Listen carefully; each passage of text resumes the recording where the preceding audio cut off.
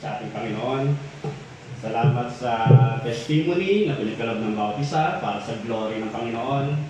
Salamat sa mga bisita natin na nagkasama-sama tayo muli sa biyaya at pag-iingat ng Panginoon. Maging salamat din sa araw na ito na kung saan ay ating celebrate ang first birthday ng ating unang kambal. Si May Cristel, tsaka si Crystal Jane, at maging yung second part natin mamaya, yung ating self-dedication. Alora, napakabuti ng Panginoon at tunay nga na patuloy na pinaunawa niya sa atin na ang buhay natin ay nagkakalakit-lakit lagi para sa purpose niya, para sa glory ng ating Panginoon. Alora, ang ating pag-aaralan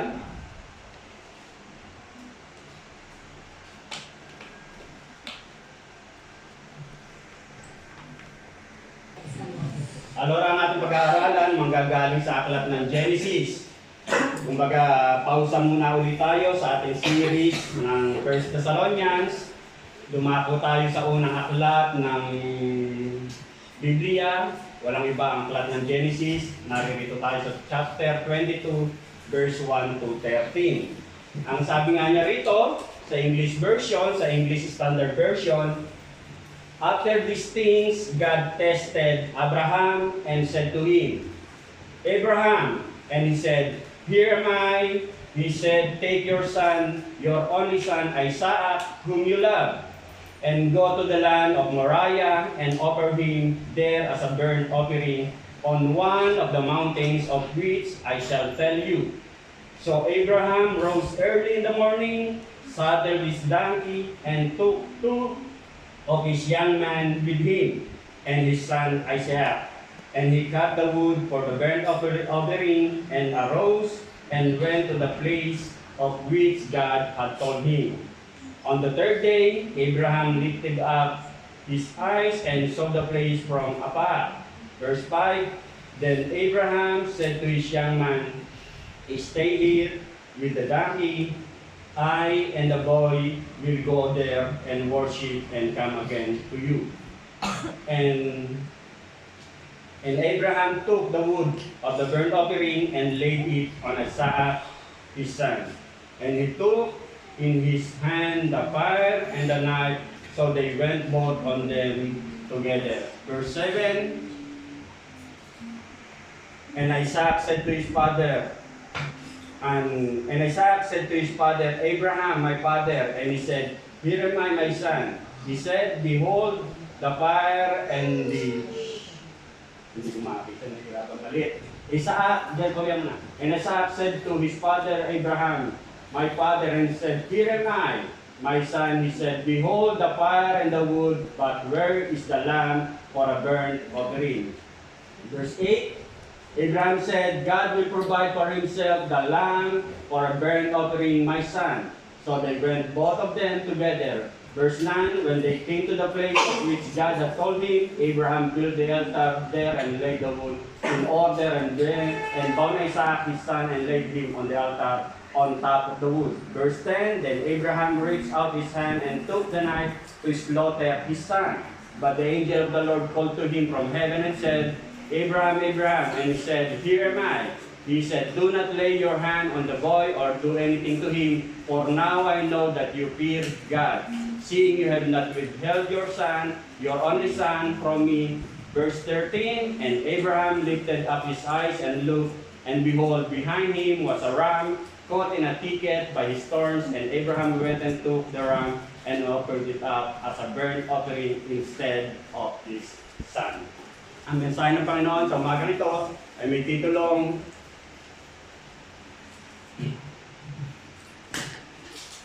Reciprocate our children to God. Bago po tayo magpatuloy, manalangin po muna tayo. Ama, purihin ka o Diyos, sabayin ka Panginoon sa Espiritu at Tohanan. Tunay nga o Diyos na ikaw pa rin ang Diyos noon, ngayon at magpakailanman. Salamat po o Diyos sapagkat tunay nga na ang Diyos na ang pinaglilingkuran ay buhay.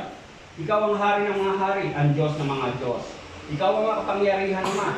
Ikaw po o Diyos ang may kontrol sa lahat ng bagay, Panginoon. Lord God, tunay nga na ikaw po ang lahat na nakakaalam ng lahat-lahat sa amin. sa buhay namin, Panginoon. Saliksik mo ang lahat ng aming iniisip, ng aming ginagawa, ng aming sinasabi. Alam mo ang lahat ng ito, O Diyos. Kaya patuloy po kami lumalapit sa iyo at patuloy namin kinikilala ang iyong kabanalan. At anumang batik ng mga pagkukulang, mga naisip, nasabi, nagawa ay hadlang upang hindi po namin maintindihan, maunawaan, Panginoon, ang iyong mga salita, Panginoon. Kaya nga po, dalahin ko na tunay nga, minsan pa pakalinisin mo kami, patawarin mo kami, Panginoon, sa mga oras sandali na kami nagkukulang, Panginoon. At ang dalahin ko nga po, O Diyos, na sa mga sandaling ito, patuloy ka nga pong mangusap sa bawat isa sa amin, Panginoon. Sa bawat narinig ito, sa bawat makapakinig ng Panginoon ng iyong mga salita. Patuloy mo nga pong buksan, Panginoon, ang puso't isipan ng bawat isa, Panginoon, sa mga sandaling ito. Patuloy mong ipagkaloob, Panginoon, ang nais mong mensahe, Panginoon, sa bawat isa, Panginoon. Patuloy nga pong tanggapin ng bawat isa ang katotohanan ng nais mong ituro sa mga sandaling ito, Diyos.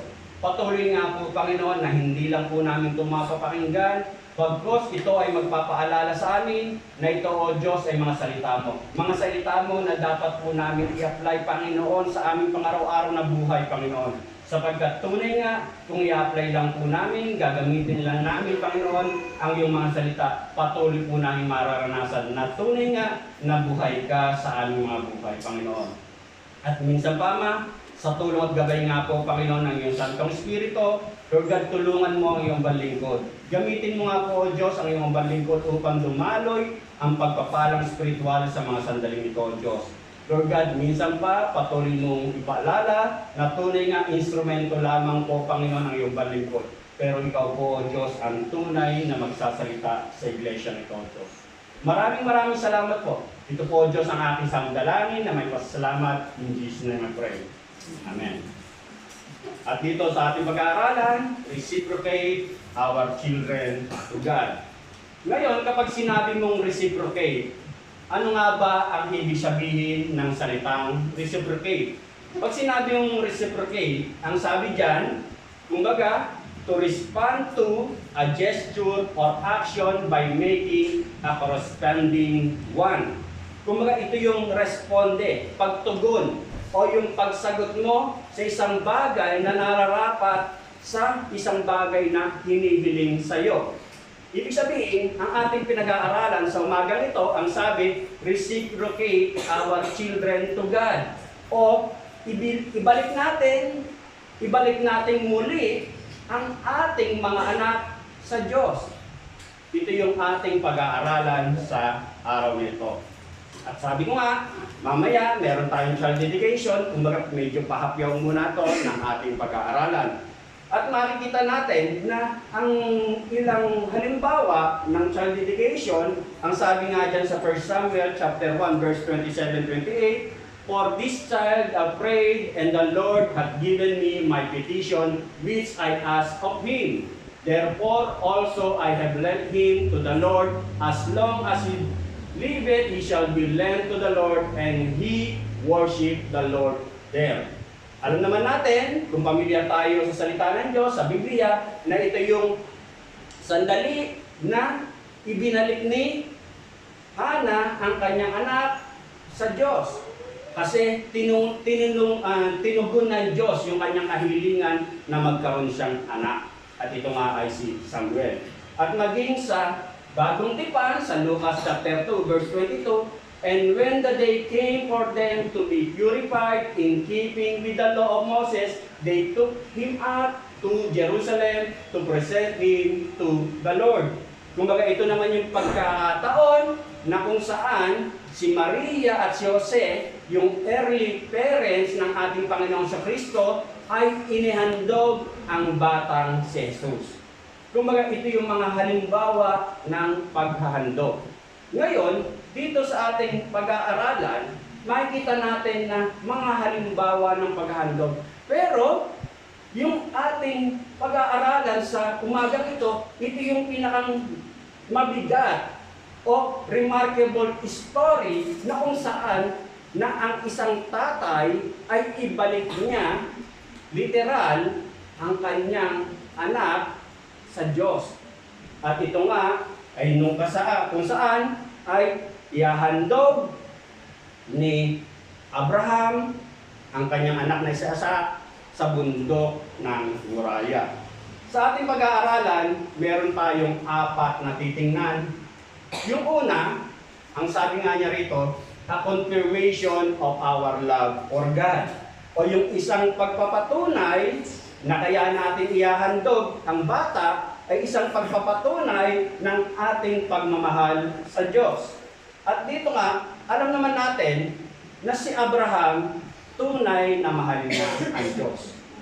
Kumbaga, sa pagmamahal ni Abraham sa Diyos, kay Yahweh, kumbaga, mas mataas ang pagmamahal ni Abraham kaysa sa kanyang anak na si Isaac. Dito, sa binasa natin sa verse 1 and 2, ang sabi nga niya rito, after these things, God tested Abraham. Kumbaga sinubok ni Yahweh ng Diyos si Abraham and said to him, Abraham, and he said, here I am. Sa verse 2, he said, take your son, your only son Isaac, whom you love, and go to the land of Moriah and offer him there as a burnt offering on one of the mountains of which I shall tell you. Kumbaga, ang kahilingan ni Yahweh ng Diyos kay Abraham ay ihandog niya ang kanyang anak na si Isaac. Kung titingnan mo yung kahilingan o yung utos ni Yahweh kay Abraham, kumbaga siguro para bang medyo nagkaroon ng konting pagbulay-bulay si Abraham sa pagkakataong ito. Kasi, kumbaga, titingnan natin na sa lugar na kung saan ay naroroon si Abraham, sa lugar ng Kanaan, kumbaga para bang normal lang sa mga taga-Kanaan na naghahandog sila ng bata para sa kanilang Diyos-Diyosan. Pero, kumbaga, normal yon sa mga taga-Kanaan. Pero, si Abraham, alam niya na ang Diyos, si Yahweh, ay hindi ganon. Hindi siya humihingi ng human sacrifice. Doon sa Kanaan, oo. Kasi si Abraham, namuhay siya ng palipat-lipat ng iba't ibang lugar kasi tinawag lang siya, di ba? Na tinawag kita para kunin mo, maangkin mo, kunin mo yung lupang pangako na ibibigay ko sa iyo. At dito, kumbaga, nakarating siya sa lugar ng Kanaan, at doon sa lugar ng Kanaan, kumbaga may mga saserdote doon na talagang normal lang sa kanila na naghahandog sila ng bata. Normal lang sa mga tao doon sa Kanaan na inihahandog nila ang kanilang anak sa kanilang Diyos-Diyosan. Pero, si Abraham, alam niya na hindi ganon si Yahweh. Hindi ganon ang Diyos. Hindi katulad si Yahweh, hindi katulad ang Diyos ng katulad ng mga Diyos-Diyosan doon sa lugar ng Kanaan. At dito nga, makikita natin na kabaliktaran o sadyang kabaliktaran si Yahweh ang Diyos sa mga Diyos-Diyosan doon sa lugar ng Kanaan. At sa pagkakataong ito nga, alam naman natin na Abraham loved Isaac. Mahal ni Abraham ang kanyang anak. At syempre, mahal niya to kasi kumbaga ito yung sinabing sa pamamagitan niya ay dadami ang kanyang lahi. Kumbaga mahal niya si Isaac kasi ipinagbuntis, ipinanganak ni Sarah na kanyang nanay si Isaac na siya ay 90 years old. Na si Abraham ay 100 years old.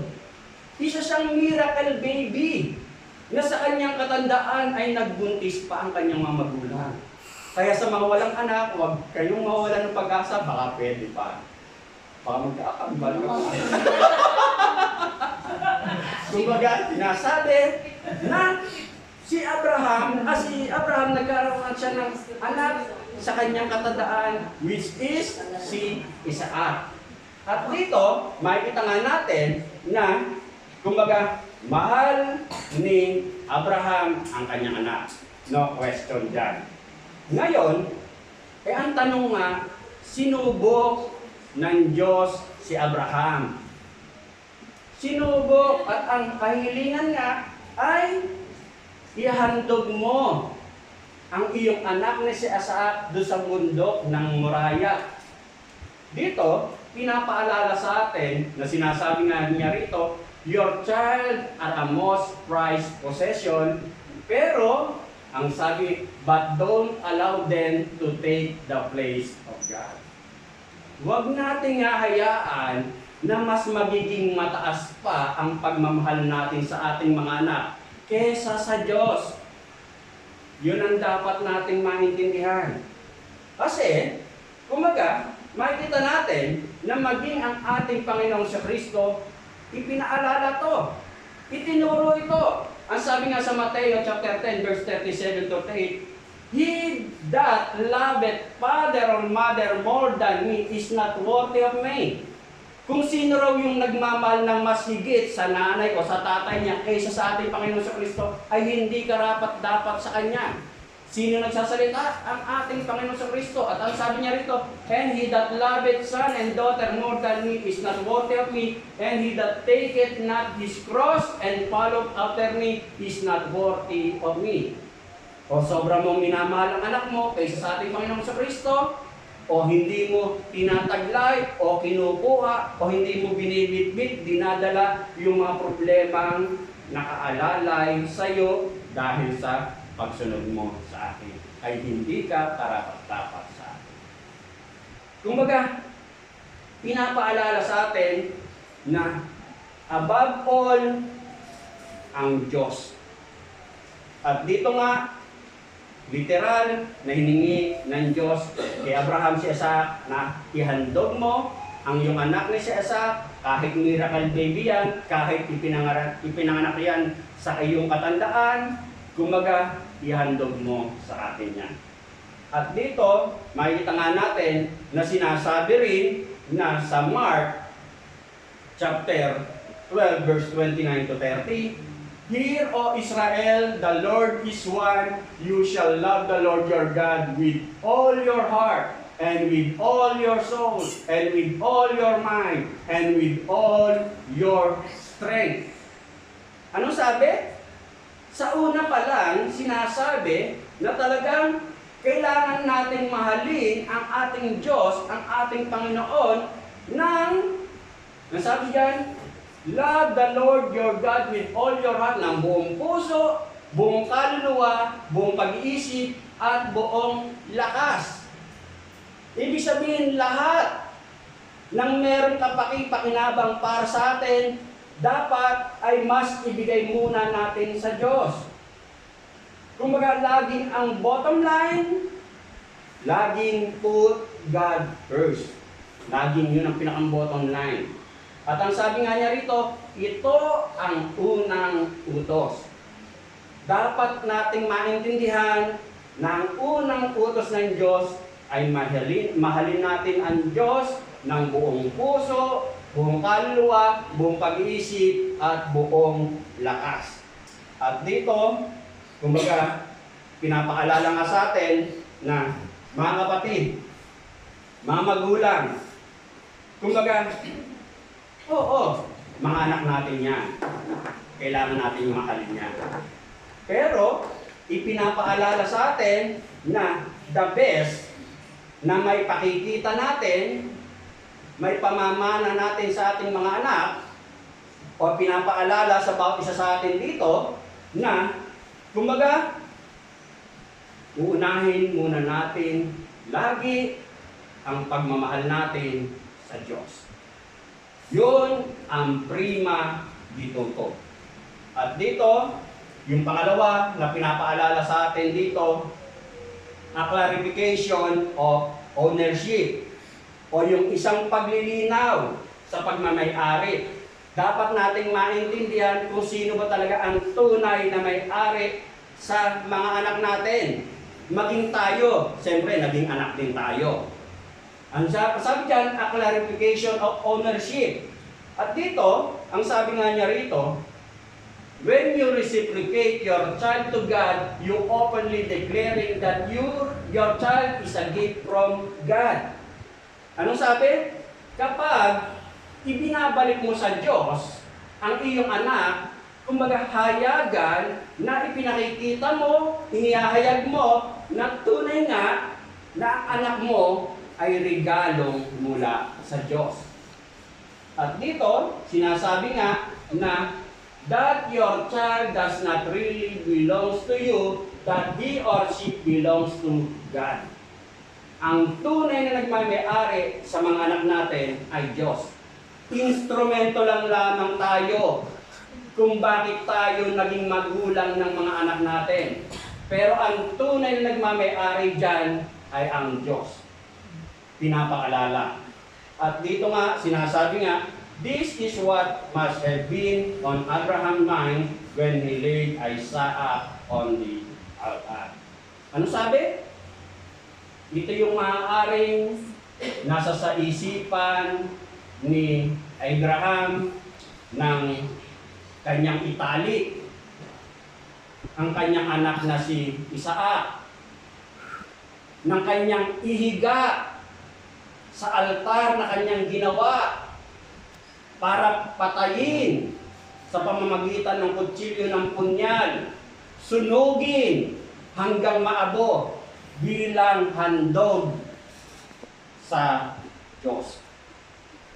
Maaaring din ang kanya nasa isip, kahit parang may pag-aalanlangan, kasi alam niya na ang Diyos ay hindi humihingi ng human sacrifice. Pero dun sa lugar ng Kanaan, normal lang sa kanila yon. Pero ang ginawa niya, sumunod lang siya. Sumunod lang si Abraham sa sinabi ng Diyos sa kanya. At dito, makikita nga natin, isipin mo halimbawa, na kung ikaw yung magulang, o bagong magulang, kasi kumbaga, alam naman natin na si Isaac ay, kumbaga yung talagang anak niya na kung saan ay nakalaan ang pangako kay Isaac. Kumbaga, unang magulang ka, tapos yun ang hihilingin sa'yo. Kumbaga, parang ang hirap-hirap. Kahit ako, hindi ko kakayanin yun. Hindi ko kakayanin. Pero, kumbaga, maaaring sa isip nga ni Isaac, kumbaga, alam niya na kung sino ang tunay na nagmamay-ari sa kanyang anak. At kumbaga, alam niya na susunod siya kasi mahal ko ang Diyos kaysa sa aking anak. At maaaring alam niya na may ipagkakalob pang higit o bubuhayin pa ng Diyos ang kanyang anak sa susunod na buhay. Kumbaga, by faith, sumunod siya, ika nga. At dito, malinaw na sinasabi sa Psalms 127 verse 3, ang sabi nga niya rin, behold, children are a gift of the Lord. Malinaw na ang ating mga anak ay regalong mula sa Diyos. The fruit of the womb is a reward. Ang bunga ng sinapupunang nasa sayo ay isang regalo. Gantimpala, ika nga. Kaya sa Old Testament, kumbaga para bang ang dating ikaparusahan kapag hindi ka nagkaanak. Kaya ganun na lang ang pagdurusa ni Hana na hindi siya magkaanak-anak, ang tagal-tagal niyang gustong magkaanak. Pero nang magkaanak siya, si Samuel, inihandog nga niya. Dito, makita natin na pinaunawa sa atin na dapat nating maintindihan, maunawaan, na yung mga anak mong nag-cute na makukulit o matatambok ang pisngi sarap purutin, huwag ka lang kakagatin. Kasi babawi sa'yo. Kumbaga, ang tunay na nagmamay-ari dyan ay ang Diyos.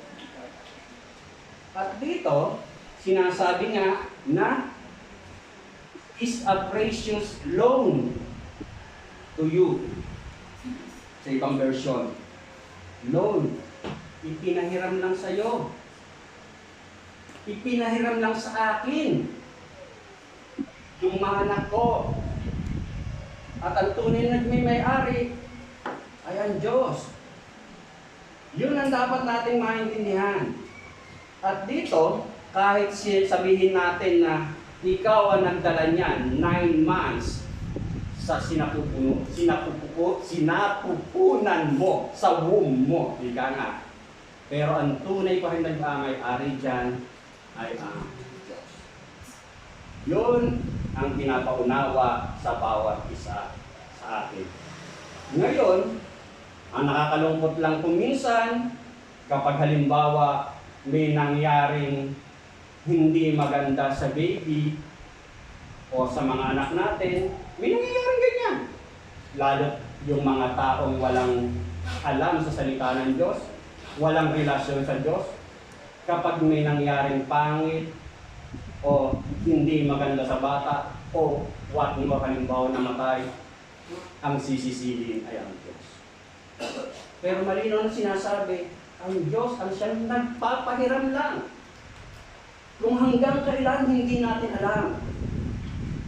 Hindi natin alam. Ang Diyos ang tunay na nagmay-ari niyan, pinapahiram lang sa atin. At dito, pinapaunawa sa atin sa umaga nito, a clarification of ownership. At dito, ibig sabihin nga na kung ang Diyos ang siyang nagmamay-ari dyan, dapat maging maingat tayo kung paano na natin silang palalakihin. Huwag natin aabusin physically, spiritually, verbally. Paalala. Kumbaga, may responsibilidad tayo sa kanila. Kaya yung mga anak na kapag naintindihan nila ito, kumbaga magpapasalamat sila kasi kumbaga yung sakripisyo rin ng magulang na sa pamamagitan nila, napalaki sila ng maayos. Pero, ang pinapaunawa nga sa atin dito, na yung mga bata, yung mga anak natin, ay ang tunay na nagmamay-ari niyan ay ang Diyos. Kaya nga sabi nga niya rito, so we have great responsibilities to love them, responsibilidad natin na mahalin sila, care for them, alagaan natin, ingatan natin, palakihin natin, ingatan natin, disiplinahin natin, kung nagkakamali sila, ituro natin, ipakilala natin ang ating Panginoon sa Kristo at ihanda natin sila sa buhay ng paglilingkod at pagkakilala sa Diyos at sa mga iba pa. Bahagi yan ng responsibilidad ng pagiging magulang. Yung pangatlo na pinapaalala sa atin sa umaga nito, ang sabi nga niya rito, a commitment to raise our kids in God's way. Isang pangako na kung saan ay nangangako tayo na palalakihin natin ang ating mga anak sa kaparaanan ng Diyos.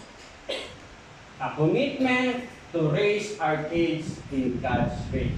Kaya sa mga youth, kung nagplaplano kayo mag-asawa na, o nagplaplano kayo, wag muna, masyado pang bata. Sabi nga ni Brother JJ, enjoy nyo muna. Kasi blessing kayo kahit paano, may nagkagay sa inyo. Huwag kayong magmadali kasi kapag nagmadali kayo, gusto nyo nang bumalik sa iyo. Huwag kayong magmadali. Pero ang pinapaalala sa atin dito, a commitment to raise our kids in God's way. Sa Ephesians chapter 6, verse 4, ang sabi nga niya rito, fathers, do not provoke your children to anger, but bring them up in the discipline and instruction of the Lord. Anong sabi? Mga tatay, mga ama, huwag daw nating hayaang ibuyo sa paghihimagsik laban sa inyo ang inyong mga anak dahil sa malabis ninyong kahigitan. Sa halip, palakihin sila sa tuntunin at aral ng Panginoon. Kumbaga, pinapaalala sa mga magulang at dito sa pagkakataong ito, bilang father de pamilya, may karga-kargang tambal. May karga-kargang tambal yung tatay. Kumbaga, pinapaalala na palakihin daw natin yung ating mga anak sa disiplina at instruction of the Lord. Ang sabi nga niya rito, Paul teaches that we're to rear our children in the nurture and admonition of the Lord. Sa ibang version nga, discipline and instruction. Ibig sabihin, sa pagtuturo, sa pagbibida sa ating mga anak, sa kanilang paglaki, kung halimbawa kailangang paluin kapag nagkamali, dapat paluin kasi bahagi yan ng pagtutuwid. At sinasabi rin, sinasabi nga niya rito na dapat bilang magulang ka, may plano ka kung papaano mo palalakihin ang iyong anak. At ang sabi nga niya rito, sa aral at instruction, aral at tuntunin tungkol sa Panginoon. Yun ang pinakang guidelines natin, ika nga. Na palalakihin natin, ang guidelines natin ay yung aral na may kinalaman sa kalooban ng Diyos. Kaya, dapat nating maintindihan mga magulang. Kasi minsan, ang pagkakaintindi ng ibang magulang, halimbawa kahit Christian parents, inaasa nila lahat sa Sunday school, sa church, ang pagpapalaki sa kanilang anak. Dapat nating maintindihan na kailangan siya magsimula sa tahanan. Kasi mas matagal mong kasama ang iyong mga anak kaysa sa Sunday school na every Sunday lang na 2-3 hours mo lamang kasama. Ang talagang main responsibility magmumula sa loob ng tahanan. Katuwang lamang ang church, katuwang ang iglesia. Pero, ang pinakang guidelines talaga, magsisimula sa tahanan. Kaya na, a commitment to raise our kids in God's way. Kumbaga, dapat natin maintindihan na kung kinakailangan ituwid, itama, bigyan ng konting i-grounded, pero yung pag-grounded, dapat natin maintindihan na kailangan natin kausapin kung bakit siya na-grounded. Bakit siya nagkaroon ng parusa ito. Kasi kung minsan, ang nangyayari, kumbaga para bang puro lang tayo, no, no, no, no.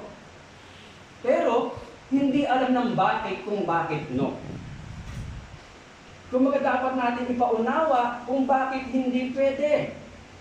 Kung bakit kailangan siyang magdusa o bakit hindi siya pwedeng pakilaman o bakit bawal, pinagbabawal ang isang bagay. Kaya nga pinapaunawa sa atin na sa pagpapalaki natin sa ating mga anak, katulad siya ng halimbawa isang clay na unti-unti natin siyang hinuhubog, naka-hands-on tayo. Hands-on tayo na baka wala pang ilong, baka wala pang... Hindi, clay lang yan, illustration lang. Kumbaga, habang hands-on tayo, kung yung mga bawal, ipauunawa natin kung bakit bawal. Kumbaga, kaya nga ang sabi, discipline and instruction. Magkatuwang kung bakit mo dinidisiplina at tinuturuan. At dito makikita nga natin na sinasabi nga na sa buhay natin, kumbaga ang sinasabi nga dyan, a commitment to raise our kids in God's ways. Na yung ating pagsunod sa Diyos, salamat kasi halimbawa, inihahandog natin ang ating anak sa Diyos, i-dedicate natin, salamat. Pero hindi matatapos doon. Kumbaga hindi matatapos doon kasi nga commitment siya ng pagtuturo, pagpapalaki, pagdidisiplina sa ating mga anak. Kumbaga ituturo mo yung daan tungo sa ating Panginoon sa Kristo at tuturuan mo siya kung paano niya mas maintindihan na kailangan natin ang ating Panginoon sa Kristo bilang personal Lord and Savior. Kumbaga, may laboro tayong gagawin at maintindihan natin na yung blessings na pag sumusunod ka, di ba sa Sunday School, kaya laging tinuturo, merong pa-premyo, may sorpresa kapag sumusunod ka. Kasi ito yung sinasabi na blessings kapag sumusunod ka and consequences kapag yung may pagsuway ka. Kumbaga yung basic instruction lang ito. At dito, pinakikita nga sa atin na kapag sinabi mong commitment, ang sabi nga niya rito, katulad ni Joshua, nung sasakupin na nila yung lupang pangako. Ang sabi ni Joshua sa mga Israelita, sa Joshua 24:14-15, "Now therefore fear the Lord, serve Him in sincerity, sa katapatan and in truth, katotohanan, and put away the gods which your fathers served of the other side of the river and in Egypt." Kung tanggalin nyo na kung ano yung parang nagiging kahati ng mga Diyos-Diyosan, kung bakit hindi nyo lubusang maibigay ng buong buo sa Diyos. Hindi nyo maikumit ng buong buo ang inyong sarili sa Diyos. Tanggalin nyo na lahat yan. At ang sabi nga niya rito sa verse 15, "And it seems even to you to serve the Lord, choose for yourselves this day whom you will serve." Kung baka magdesisyon ka na talaga kung sino ba talaga ang susundin mo. Whether the gods which your fathers served that were on the other side of the river, or the gods of the Amorites in whose land you dwell, but as for me and my household, we will serve the Lord. Kumbaga, pero para sa aking sambahayan, ang susundin namin, ang paglilingkuran namin, ay ang aming Panginoon. Ang ating Panginoon. Ito ang siyang kinakailangang commitment ng bawat magulang sa ngayon. Kasi kung minsan, dahil sa new age, dahil sa mga new technologies, ipagkakatiwala na lang yung pagpapalaki sa anak sa mga gadget. Kaya magtataka ka na lang bakit ganun ang mga sagot ng anak mo. Kasi pinagkatiwala mo sa gadget. Dati may commitment ka, read your Bible. Ngayon, pray every day. Ngayon saan na lang, puro gadget na lang. Kaya magtataka ka na lang bakit ganun ang paglaki ng bata. Kasi nawala yung commitment. Kasi nga hindi natatapos. Hindi natatapos sa dinedicate mo lang. Kailangan ng commitment. Na ituturo siya, palalakihin siya sa kalooban, kaparaanan ng Diyos. Yung pang-apat na pinapaalala sa atin dito, a claiming of God's purpose and promises for our child's life. Yung pag-angkin sa mga plano, layunin, at pangako ng Diyos para sa buhay ng ating mga anak.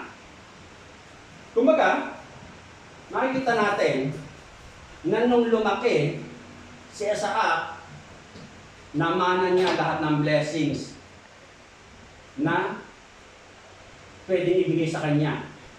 Dahil bakit? Nakita niya yung kanyang tatay. Kung paano siya sumunod, lumakad sa kalooban ng Diyos.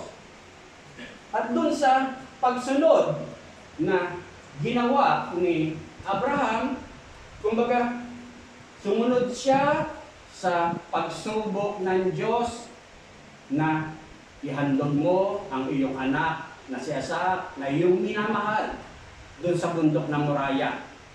Sumunod siya. Anong naging bunga? Pinagpala, inangatan. Kumbaga, nakatanggap ng maraming pangako si Isaac mula sa Diyos. Pero, dapat natin maintindihan na si Abraham, nung subukin siya ng Diyos, hindi naging madali sa kanya. It was difficult for him yung kanyang gagawin. Siyempre, papatayin niya yung kanyang anak. Ihahandog niya. Pero alam niyang hindi yun ang nais ng Diyos, pero susunod siya. Diba? Pero, makikita natin na nung hiningi ng Diyos sa kanya, nung subukin siya ni Yahweh na ihandog mo ang iyong anak na si Isaac sa akin, doon sa bundok ng Moriah, kumbaga para bang may pag-alinlangan kasi kung makikita natin na para bang contradict siya doon sa unang ipinangako ng Diyos kay Abraham. Kasi ang pangako ng Diyos kay Abraham sa Genesis 21:12, kumbaga, pararamihin ang kanyang lahi, ang kanyang mga anak. At kay Isaac yung magsisimula. Maaalala natin sa Genesis 21:12, ito yung sandali na kung saan ay nagkaroon ng sinabi ni ni Sarah kay Isaac na itong mag-ama mo, si Agar at saka yung anak mong una na si Ismael, kumbaga palayasin mo. Sinabi ni Sarah kay Isaac. Ngayon ang sabi ni Yahweh kay Abraham, kumbaga sundin mo yung sinabi ni Sarah sa'yo. Kasi ang pangako ay magsisimula kay Isaac, hindi kay Ismael. Kahit ang naging una mong anak ay si Ismael. Kasi ang pangako ay pagmumula sa ipagbubuntis ni Sarah, which is si Isaac. Kumbaga, ang nangyari, malalim na aral yan, pero biblically, na yun, unang anak ni Abraham si Ismael, pero ang pangako ay kay Isaac. At dito nga, makita nga natin, ang sabi, magmumula kay Isaac ang pangako na dadami ang lahi mo. Dadami ang mga anak mo. Dadami ang mga nasasakupan mo. At dito nga, kung iisipin mo na nung sinubukan ni Yahweh si Abraham ay para bang salungat. Kasi nga, bakit mo ihingin yung anak kong si Isaac na ihandog ko sa iyo, pero ang sabi mo sa akin ay magmumula kay Isaac ang mga pangako mo, ang mga blessings mo, ang mga pagpapala mo. Pero hindi nagtanong si Abraham. Sumunod lang siya sa ipinagagawa ng Diyos sa kanya. At dito, dapat nga natin maintindihan, ang sabi nga niya rito, it seems like killing the very promise God made to him. Na para bang, kapag pinatay ko si Isaac bilang handog, wala na yung pinangako sa akin. Dadami yung mga anak ko, dadami yung lahi ko. Kasi ang sabi kay Isaac, manggagaling eh. Pero ang ginawa lang niya, sumunod lang siya. Nagtiwala lang siya. Yun lang ang ginawa ni Abraham. At dito, mga kapatid, mga magulang, ang pinapaalala sa atin na dapat natin maintindihan, katulad ni Abraham, dapat natin maintindihan ang pagkakaiba ng pagtiwalaan natin na kung ano yung ipinangako ng Diyos sa atin sa kung sino yung nangako. Alam ni Abraham yun. Ang sabi ni Yahweh kay Abraham, pararamihin ko ang lahi mo. Pagpapalain kita, magmumula sa iyo, magmumula kay Isaac. Pero, kumbaga, oo, yun ang pangako. Pero mas pinanghawakan niya kung sino yung nagsalita. Kung sino yung nagsabi. Kung sino yung nangako. Hindi lang niya pinanghawakan ko ano yung pangako. Ang pinanghawakan niya ay kung sino ang nangako. The difference between trusting the promise and trusting the promiser. Dapat natin maintindihan na maunawaan natin na kung sino yung nangako. Kaya napakahalaga na dapat kilala mo kung sino yung Diyos na pinaglilingkuran mo. Dapat kilala mo. At dito sinasabi nga na ang nagiging problema kasi kung minsan, kapag ang pinanghawakan mo ay yung pangako lamang na sinasabi mo, pangako ng Diyos to eh, pagpapalain ako. Ang nagiging problema ay para bang gumagawa ka ng sarili mong kaparaanan. Pinipilit mo sa sarili mong way. Ginagawa mo sa gusto mong kaparaanan. Kasi sinabi mong pangako ng Diyos to, i-bless niya ako, pagpapalain niya ako eh. Ngayon ang ginagawa mo, pinipilit mo sa sarili mong way. Hindi mo naiintindihan ang pagkakaiba ng pangako na pagpapalain ka sa kung sino yung nagsabi sa iyo na nangangakong pagpapalain kita. Kaya, kung minsan, ang ginagawa, gumagawa ng mali.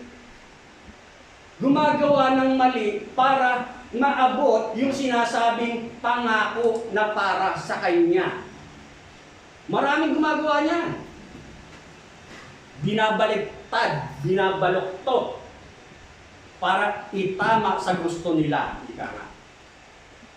Yun ang ginagawa. Na para bang, kumbaga, yung alam nilang mali, katulad halimbawa, kapag may gustong paparating ng halimbawa, gustong i-direct halimbawa, minsan, dadayain lahat ng mga dokumento, mga kasinungalingan sa dokumento, para makarating lang ang gusto nilang parating. Alam na niyang mali yun, pero gagawin niya.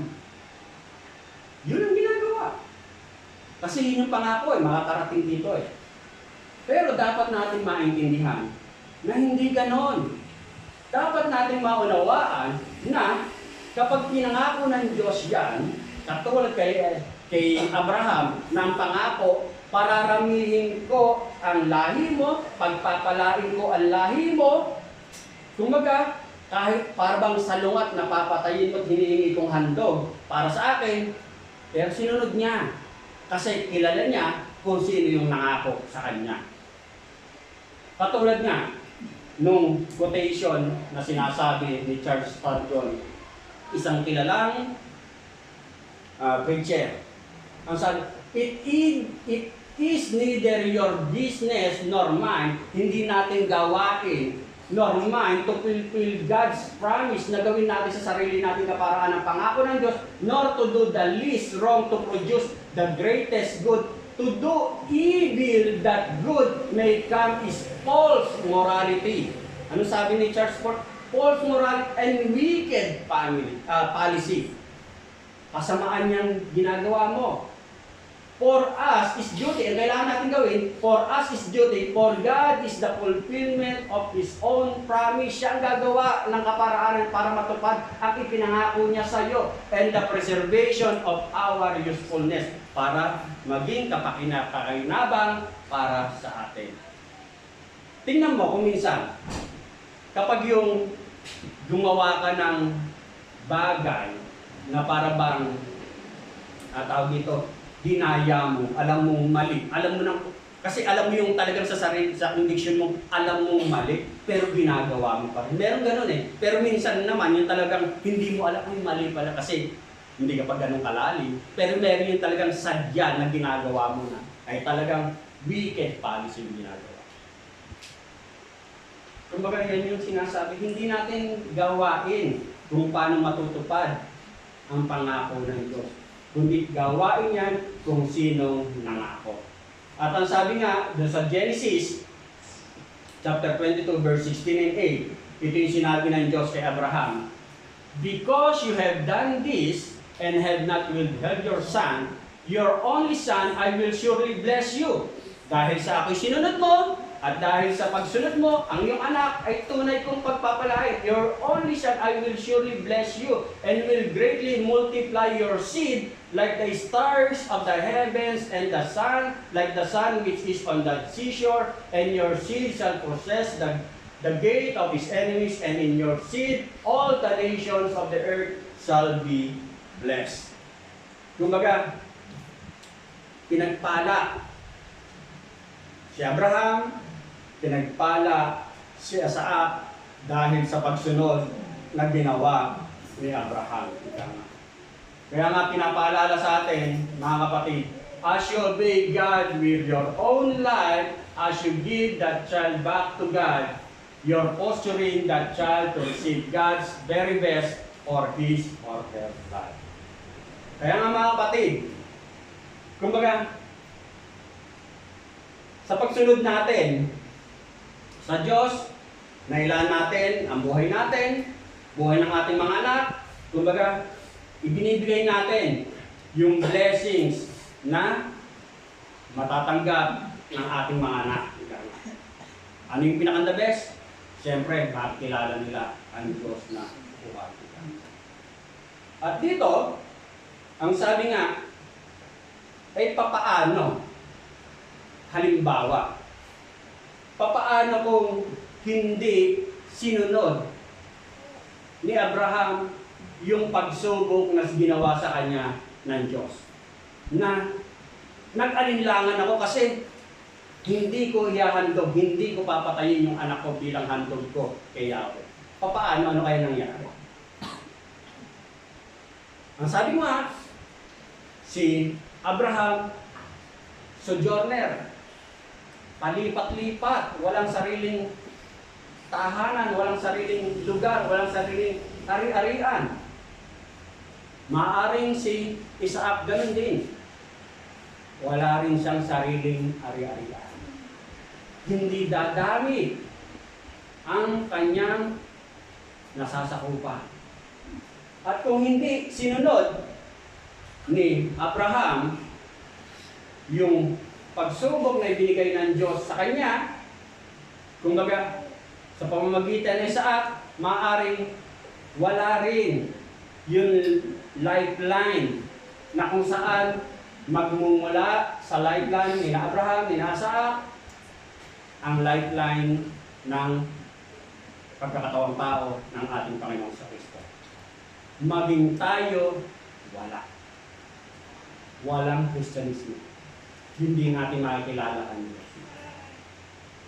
Kumbaga dito makita natin na dahil sa pagsunod na ginawa ni Abraham, maging tayo kabahagi sa blessings na natanggap.